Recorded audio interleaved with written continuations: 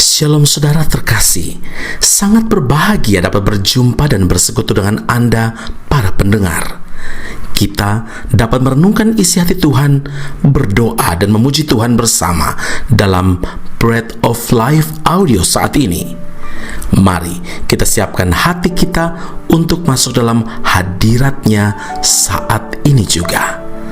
Tuhan Yesus mengasihi Anda dan siap memberkati Anda. Kau yang membentuk buah pinggangku, menenungku dalam kandungan ibuku. Matamu telah melihat hari-hari hidupku, sebelum satu pun ada. Engkau yang mengatur jalan hidupku, menuntunku dalam setiap langkahku.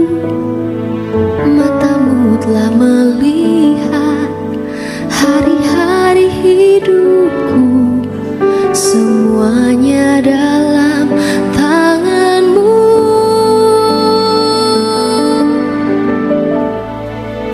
Ku sembah Kau Tuhan, ku sembah Kau Yesus, pencipta dan pengatur hidupku. Kaulah segalanya di dalam hidupku. Engkau Yesus Tuhan dan Rajaku selama-lamanya. 1 Korintus 2 ayat 12. Kita tidak menerima roh dunia, tetapi roh yang berasal dari Allah, supaya kita tahu apa yang dikaruniakan Allah kepada kita. Saudara yang terkasih, banyak hal dalam hidup kekristenan yang tidak dapat dimengerti dan dipahami oleh orang-orang dunia, karena pekerjaan Tuhan tidak dapat diukur dan dinilai secara logika. Salah satu contoh adalah karunia-karunia rohani. 1 Korintus 2 ayat 13 dan 14. Dan karena kami menafsirkan hal-hal rohani kepada mereka yang mempunyai roh, kami berkata-kata tentang karunia-karunia Allah dengan perkataan yang bukan diajarkan kepada kami oleh hikmat manusia, tetapi oleh roh.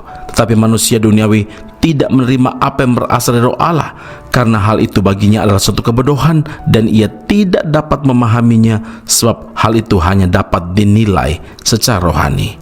Saudara, bagi kita yang telah menerima karunia-karunia Roh Kudus dari Tuhan, kita telah menerima perlengkapan pribadi yang tidak dapat dijelaskan secara akal manusia.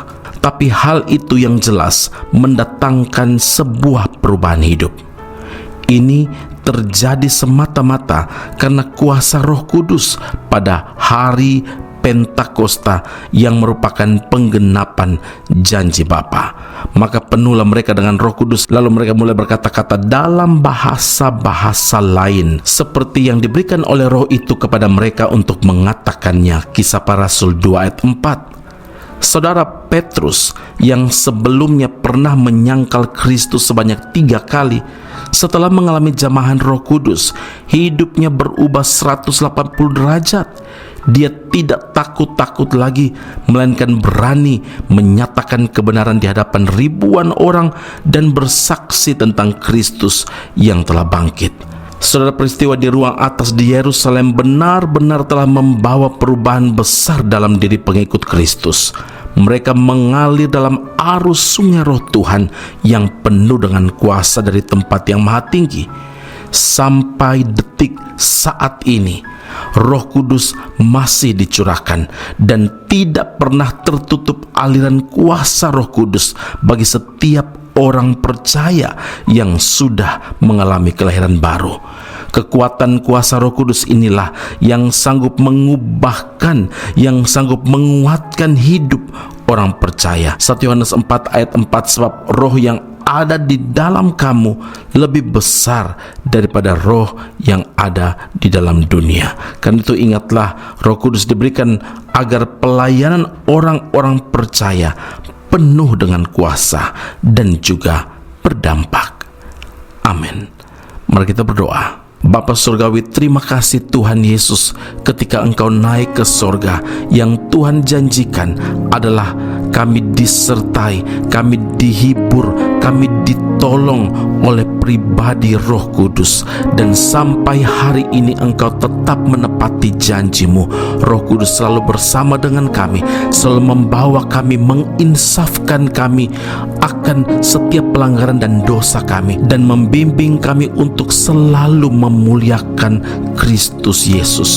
Roh Kudus memulihkan dan mengubahkan hidup kami, dan biarlah hari-hari yang kami lalui adalah hari-hari yang selalu bergantung kepada kuasa Roh Kudus. Karena kami percaya Roh Kudus Engkau curahkan untuk menyertai pelayanan orang-orang percaya, sehingga ada dampak dan kuasa Allah itu dinyatakan. Terima kasih Bapa di sorga, dalam Kristus Yesus Tuhan dan Juru Selamat kami berdoa dan mengucap syukur kepada Bapa di sorga. Haleluya. Amin. Tuhan Yesus memberkati Anda. Sampai jumpa. Keep on growing and never give up. Roh-Mu yang hidup penuhiku, mengalir dalamku.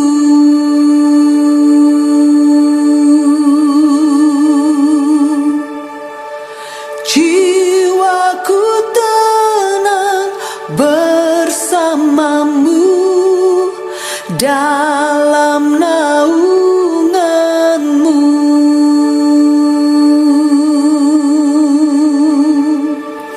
Ku buka hati untuk jamahan-Mu, berserah penuh di hadirat-Mu. Kau ambil alih seluruh hidupku.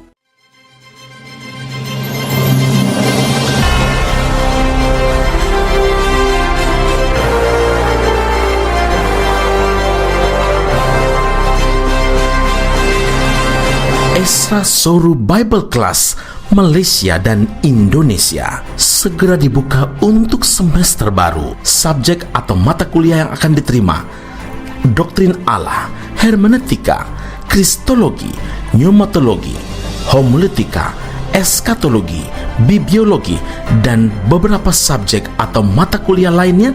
Kelas akan dilakukan secara online dengan menggunakan aplikasi Zoom. Untuk informasi lebih lanjut dan pendaftaran, sila hubungi 017 7923 798. Sekali lagi 017 7923 798. Jangan lewatkan kesempatan ini. Tuhan Yesus memberkati Anda.